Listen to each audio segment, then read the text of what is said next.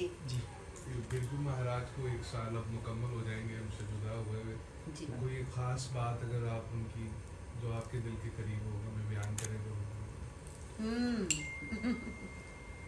बिरजू महाराज जी के पास मैं गई थी, तो उन्होंने बहुत ही प्यार से मुझे मुझसे दोस्ती, बाकायदा मेरे दोनों जो उस्ताद थे उनसे मेरी दोस्ती, और ये कभी नहीं महसूस हुआ कि पता नहीं हम दोस्त नहीं हैं, बेहतरीन दोस्त हैं कि फुटपाथ पे बैठ के और खाना खाना और ये और वो और गप्पे मारते जाना, और बस बातें ज़्यादातर घूम घुमा के कथक पे आ जाती थी। तो उन्होंने उनकी बहुत सी बातें, लेकिन बहुत खूबसूरत बात ये है कि वो मेरे यहाँ आके रहे भी, इंग्लैंड, और मुझे ये हमेशा से शौक़ था कि बहुत ज़्यादा कुर्बत अपने उस्ताद से करनी चाहिए ताकि वो ये, तो वो रहे भी वहाँ, और 24 घंटे उनका ये इश्क रहता था कि हाथ की पोजीशन या ये बात करते हुए उनका तो बहुत लगता था कि ये, तो बस यही बहुत बड़ी बात है कि वो कहते थे कि नाच देखा तो जा सकता है, लय सुनी तो जा सकती है, सितार से भी, सरोद से भी, तबले से, लेकिन लय देखी सिर्फ रक्स के ज़रिए जाती है कि यहाँ से हरकत हुई और वहाँ गई, ये आप देख नहीं सकते। अगर तबला बज रहा है या साज बज रहा है तो वो धा धिन, ठीक है, अब वो सिर्फ एक लफ्ज़ है, बैलेंस है ऑब्वियसली, लेकिन उसको जो शक्ल देता है ना, वो रकास देता है कि वो लय यहाँ से आई और वहाँ गई, वहाँ से आई ये गई, ये गई, ये गई, ये गई, ये सारा कुछ, तो ये उनकी एक जी। जो है नदी से सिखाया जाता है, सख्ती से कौन है? वैसे तो ऑडियंस की लाइट थोड़ी सी, हाँ, डिपेंड करता है उस्ताद कौन। सख्त उस्ताद सख्ती से सिखाएंगे, लेकिन वैसे एक बात इसके अलावा मैं आपको बता दूं कि मैं भी थोड़ी सी सख्त हूँ अपने शागिर्दों के साथ। जब काम की बात आती है, उनका वक्त ज़ाया हो रहा है, अगर मैं उनके साथ बैठ के और बस बजाय काम के बातें करके और टाल दूं टाइम को, वक्त को, ये वो सारा कुछ, तो मुझे उनके वक्त का भी एहसास होता है कि नहीं, इस वक्त हम इतना कुछ कर सकते थे। फिर ये कि उनको काम देती हूँ, अगर वो रियाज ना करें, प्रैक्टिस ना करें, तो मैं थोड़ी सी दूर हो जाती हूँ। उनको मैं कहती हूँ खुद देखो, सोचो, बहुत देर तक जब ना हो ऐसे, तो फिर उन पे छोड़ दिया जाता है, क्या करेंगे आप, क्योंकि ये तो अपना अपना काम है, मैंने तो सिखाया है, अब आप उसको कर ही नहीं रहे, तो आपको सिर्फ शायद इस चीज़ को से प्यार है कि भी मुझे सीखना है और मैं बस आ गया हूँ सही जगह या आ गई हूँ, लेकिन काम करना पड़ता है, काम करना पड़ता है, रियाजत, सारा दिन की मेरी रियाजत है, और ये जितने भी करने वाले हैं उनकी, तो इसलिए सख्त और नरम की बात नहीं होती। जहाँ सख्ती की ज़रूरत है वो सख्ती नहीं होती, वो तो एक ऐसी चीज़ है कि जो आपको फर्म, उनको भी आपने सिखाना है ना, वो कल के उस्ताद हैं, आपने उनको ये नहीं सिखाना कि आपने हर चीज़ is okay, no, everything is not okay, everything is not okay, हर चीज़ के अदब आदाब होते हैं, किस वक्त क्या कितना, इसलिए आपको फिर वो बताना पड़ता है कि भाई आप भी ज़रा इसी तरह करना, बल्कि और आगे बढ़ना, तो ये सख्ती नरमी नहीं है जी। आपने अभी कहा कि सब कुछ बैलेंस की चीज़ है, तो वो तुझसे भी दिल फरेब हैं गम रोज़गार के, या और भी गम है ज़माने में मोहब्बत के सवा, तो जो लोग ये सीखना चाहते हैं या आर्ट की तरफ आते हैं, वो अपनी बाकी लाइफ कैसे बैलेंस करेंगे इसके साथ? यानी माँ बाप नहीं चाहते जवान जाके मेरा जो है वो रक्स करने लगे या तबला बजाने लगे, उन्हें डॉक्टर्स और इंजीनियर्स ही चाहिए, या वो बंदे चाहिए जो आर्ट कहीं परफॉर्म कर रहा हो तो उसमें फोटोग्राफी तो कर रहा हो वो, लेकिन इस तरफ बैठ के कर रहा हो, तो वो किस तरह बैलेंस किया जाए? बहुत अच्छा सवाल है और आजकल के ज़माने के लिए ज़रूरी भी था। मेरे इंग्लैंड में बहुत शागिर्द हैं और वो बहुत ज़्यादा संजीदा हैं क्योंकि उनको टाइम की कदर बहुत है। अगर उनको 5 दिन 9 to 5 जॉब करनी है ना, फिर वो सैटरडे को कुछ भी हो 3 घंटे निकालते हैं, हर चीज़ को परे कर देते हैं, या संडे को वो उसी में इतने फोकस से सीखते हैं, इतने फोकस से सुनते हैं कि रोज़ करने वाला शायद ना करें। ये बैलेंस है जो आपको अपनी नौकरी से भी तंग नहीं आने देगा। Yeah, we have to find a balance. If you're working all the time and if you take out some time for your own self, you will balance yourself. अगर बिल्कुल ही नहीं करना, कोई नहीं कह रहा रोज़ करें, और फिर भी जो खपती लोग हैं वो 5 बजे के बाद भी थोड़ा सा रियाज कर लेंगे रोज़ ही, किसी को बताए बगैर। यही तो मैं बता रही हूँ कि इसके लिए थोड़ा सा संजीदा होना पड़ता है। और ये है कि वो प्रायोरिटी कहाँ है आपकी ज़िंदगी में, वो आपने कहाँ रखा हुआ है। जहाँ रखेंगे वो ही आप करने लग जाएंगे, बस ये बात। आपके पास अक्सरियत संजीदा लोगों की है या नॉन संजीदा? जी, आपके पास अक्सरियत जो शागिर्द हैं संजीदा होते हैं या नहीं संजीदा नहीं? हर तरह के होते हैं। मैं तो कभी भी ये नहीं कहती कि कोई ना आए। एज बैरियर ऑल्सो मैंने नहीं दिया, क्योंकि ये एज बैरियर है ही नहीं इसमें कोई। किसी भी वक्त आप कोई भी खूबसूरत चीज़ शुरू कर सकते हैं ज़िंदगी में, कोई ऐसी बात नहीं। भाई अगर आपको परफॉर्मर यहाँ पे तो है नहीं, देखिए ना आप, जैसे अगर इंग्लैंड वगैरह में या वेस्टर्न सोसाइटीज़ में बैले स्कूल्स हैं, तो वो तो बाकायदा एक प्रोफेशनल ट्रेनिंग के लिए they have to be enrolled at the age of 5 or 6। ठीक है ना, बैले है भी बहुत ज़्यादा टेक्निकली डिमांडिंग और तरह से, लेकिन वो नहीं लेंगे भाई। वहाँ पे चॉइस है, स्कूल है। यहाँ क्या है, यहाँ तो एक इंसान ने कोई मेहनत करके हिम्मत करके शुरू करता है, वो या करती है, तो वो बस जो भी आ जाए ठीक है भाई। 10 लोग ही ठीक हो जाएं, थोड़े बहुत उठना बैठना आ जाए, कोई ले को सुन लें, कोई थोड़ा सा सुर को सुन लें, बहुत है। आहिस्ता आहिस्ता तब्दीली उनमें आएगी, कभी ऐसे नहीं हो सकता कि ना आए, उसी हद तक आएगी ठीक है, और वो फिर और भी उसमें जा सकते हैं। जी, आपने कहा कि कुछ अगर अपने आप को ढूंढना है तो तब आप रख सीखें, या कोई पर्पस है या जो भी आपने करना है अपने आप को स्टेज पे लॉन्च करना है तो तब सीखें। तो आपने किस लिए सीखा? आपने किस लिए सीखा? किस लिए सीखा? किस लिए सीखा? अपने आप को तलाश करने के लिए या नहीं, ये आप पहले नहीं सोच सकते। ये बच्चे को क्या पता होता है मैं तलाश करने जा रहा हूँ अपने आप को, नहीं होता। बड़ों को नहीं पता चलता। ये तो जब आपको एक एक्टिविटी कह लें कि मैंने एक्टिविटी देखी, ऐसी एक एक्टिविटी में मैं मुलविस हो गई, बचपन से मुलविस ही हो गई कि मैं ये कर रही हूँ, हर वक्त मैं मूव करती थी। और अब अगर आप देखें तो सच में जो नेचुरल सेल्फ है ना बच्चे का, म्यूज़िक लगाएं, कोई बच्चा नहीं है जो ना मूव करे। हम कहते हैं ये क्या कर रहा है, रोको, बस रोक दो, रोको इसको, ये क्या कर रही है, इसने ना डांस करना है बड़े होके, वो पता ही नहीं लगने देते आपको। ठीक है, तो आप जब ऐसी एक्टिविटी में आएंगी, उसमें इंगेज करेंगी आपको, तो फिर आपको पता चलेगा कि आपका नाम क्या है, आयशा? कि आयशा कौन है, आयशा का दिल कहाँ धड़कता है, आयशा का दिल कहाँ लगता है, आयशा को क्या अच्छा लगता है, आयशा जब यूँ करती है तो क्या होता है, जब यूँ करती है तो क्या होता है, मेरे हाथ कैसे हैं, मेरे पाँव कैसे हैं। ये एक अपने साथ जो इंट्रोडक्शन होती है, क्योंकि खामोश होने से ही अपने साथ इंट्रोडक्शन होती है। हर वक्त बात करते रहो तो आपको तो आप एक्सटर्नल है। खामोश रहने का मतलब है कि आपकी अपने ज़ात के साथ तारुफ हो रहा है।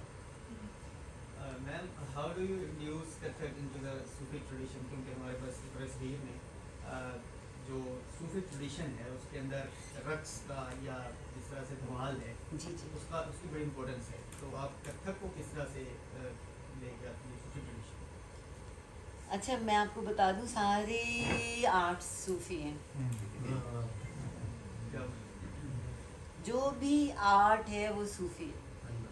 ये सूफी वो नहीं होता कि आपने कपड़े पहन लिए हैं और इस तरह का और आप लिख रहे हैं जी सूफी Kathak.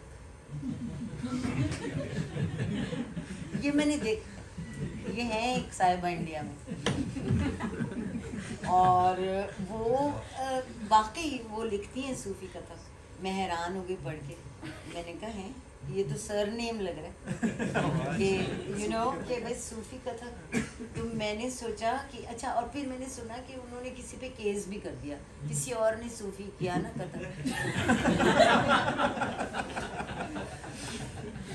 I swear I am not joking. उन्होंने केस कर दिया कि ये क्यों कर रही है सूफी कथक। वो कोर्ट में केस चला गया। तो अब ये बात है, देखिए ना, सूफी क्या होता है? किसने सवाल किया? जी बताएं। सूफी जो मतलब अपने आप से बिल्कुल बेगाना हो जाए और बेगाना नहीं हो जाए, दुनिया अवेयर। दुनियावी चीजों से बेगाना हो जाए। नहीं, वो तो आप नशा करके भी हो सकते हैं।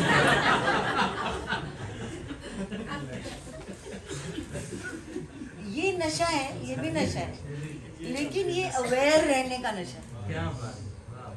देखिए, कॉन्शियस लिविंग जो है ना, उसी से हमको पता चलता है हम क्या कर रहे हैं, उसी से हमें प्रेजेंस का पता चलता है।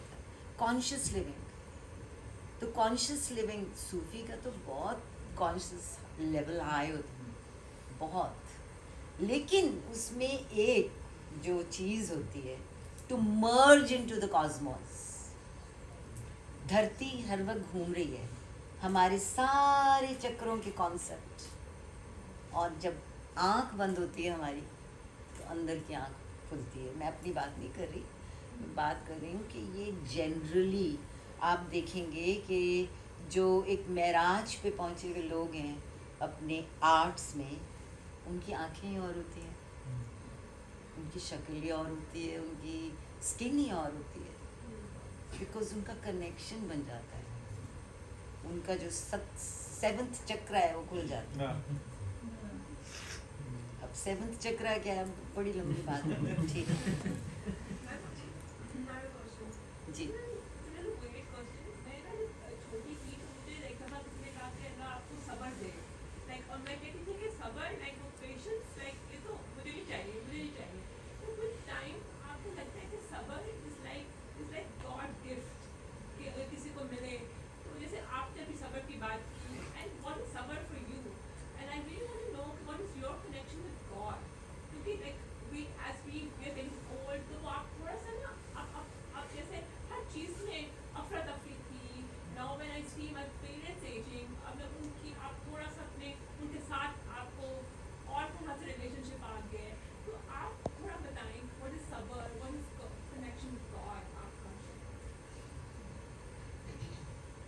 अच्छा, मैंने एक्सपीरियंस जो किया है, मैं अपना तजुर्बा आपको बताती हूँ।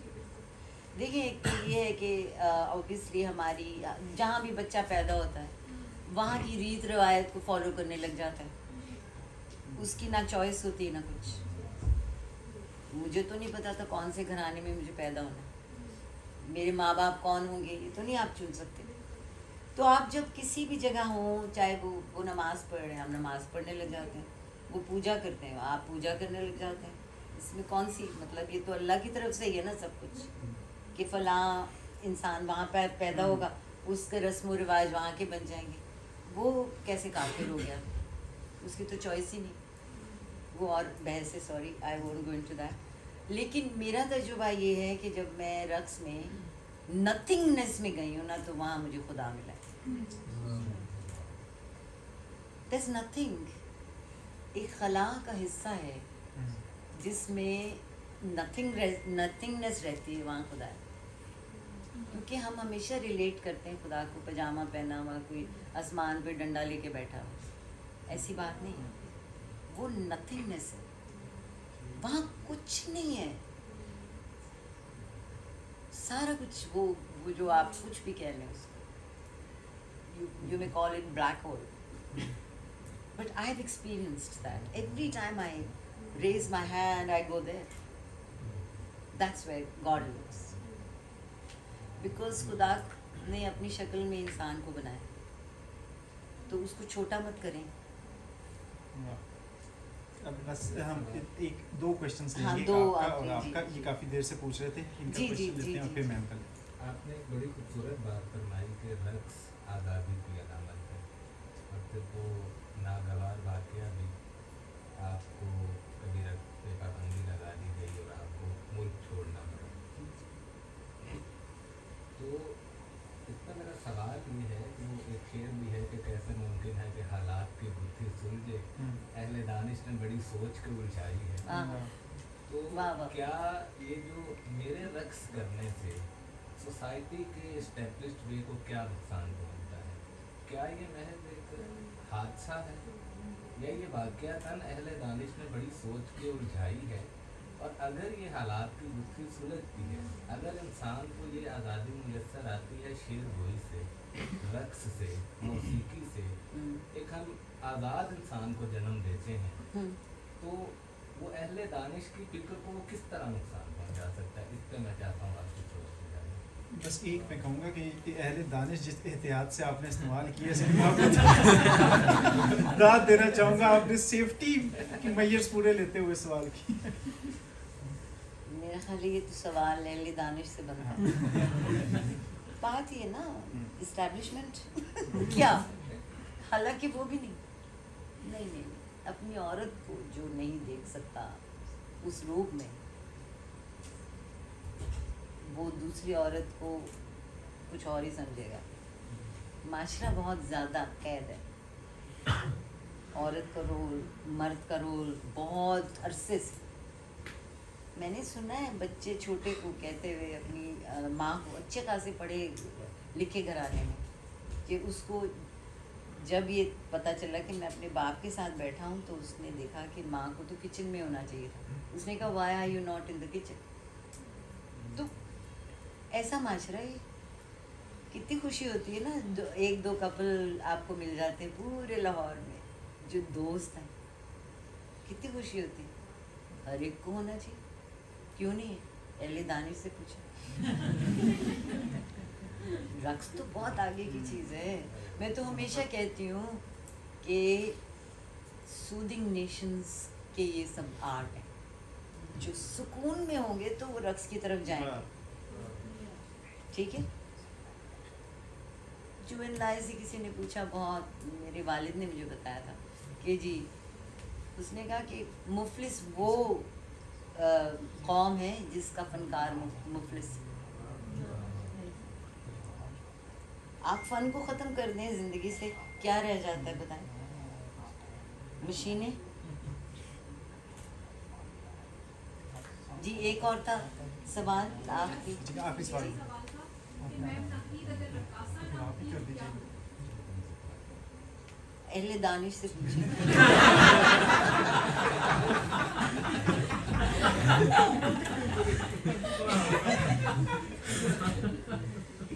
गलत जगह हाथ डाल लिया ना उन्होंने यही चाहा था कि मेरा कासा ना होती। तो मैंने उनसे कहा कि नहीं, वो तो रकासा नहीं है, लेकिन रक्स है, वो रक्स। ये क्या, वो मुझे नहीं पता क्या होती, पहले दानिश को पता है।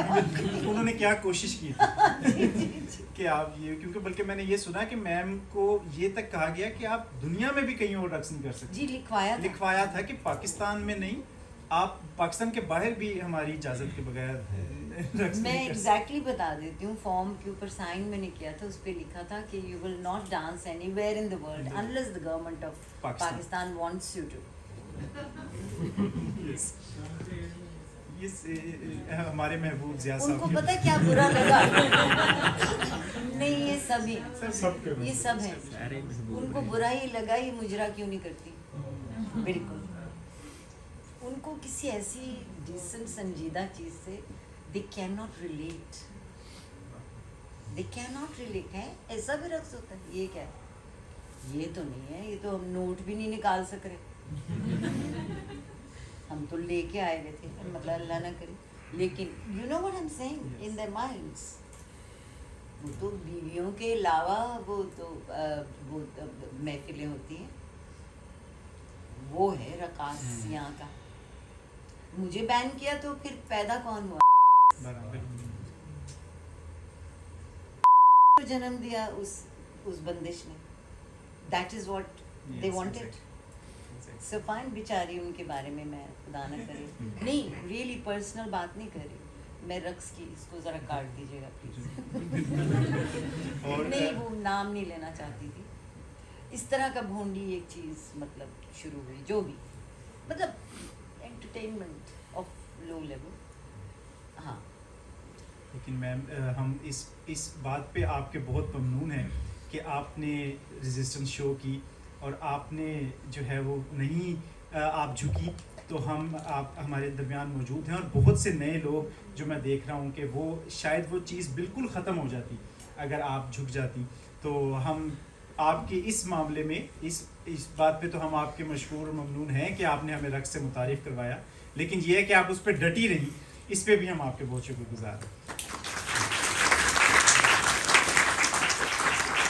एक चीज छोटी सी बताना चाहूँगी, फैज साहब ने मुझे कहा कि ये तो हुआ जो तुम्हें कथक ने दिया, अब देखना ये है कि तुम कथक को क्या देती हो।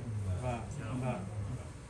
सो देखिए, डरना नहीं चाहिए, जो हो रहा है वो बदसूरती फैलाते जाए, हम खूबसूरती फैलाते जाए। वाह वाह, खूबसूरत खूबसूरत। That's it. और ये कुछ जान लो की भी टैगलाइन यही है कि हमने ये देखा, ये महसूस किया कि हम किस चीज़ से दूर हो रहे हैं। हम अदब से, फ़नून लतीफ़ा से, लिटरेचर से दूर जब हुए हैं तो उसकी जगह फिर किन चीज़ों ने ली है। तो हमने देखा कि इंटॉलरेंस ने और अदम बर्दाश्त ने, मुतशद्दिद रवैयों ने, ये सब चीज़ें आई जब हमारी सोसाइटी से वो अदब की बातें और वो अदब की बैठकें और गुफ्तगू ख़त्म हुई। तो उस वजह से कुछ जान लो ने ये काविश शुरू की कि हम वापस शुरू करें, हम जाने कि हमारा अपना लिटरेचर क्या है, हमारा अपना फ़न क्या है, हमारी फ़नून लतीफ़ा में हमारी हैसियत क्या है। और ये जान के कितनी खुशी हुई, जो मैम ने अभी कुछ देर पहले हमें बताया था कि जो यूरोपियन डांस है उसकी रूट्स जाके मिल रही हैं हमारे कथक से, और हमारे पास राजस्थान से वो रूट्स उसकी मिल रही हैं। तो हमारे पास इतना रिच कल्चर था, इतना रिच कल्चर है कि हम वो जो एक आप कह लीजिए कि एक सेल्फ गिल्ट में मुब्तला हैं। हमें ऐसा लगता है कि शायद हमारे पास कुछ नहीं है और बाकी दुनिया के पास सब कुछ है। तो ऐसा बिल्कुल नहीं है, हमें बस वो जो दबे हुए ख़जाने हैं उनको खोदना पड़ेगा। और कुछ जान लो जो है वो इस काविश में मशगूल है।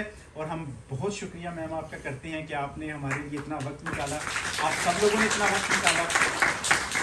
इफ्तिखार आरिफ साहब की एक नज़्म है, उसके साथ हम इस इवेंट को इख्तिताम करेंगे। और फिर उसके बाद अब्दुल बासित जो हैं कुछ जान लो के MD, वो जो है वो आप कह लीजिए कि अलविदाई कलमात के लिए।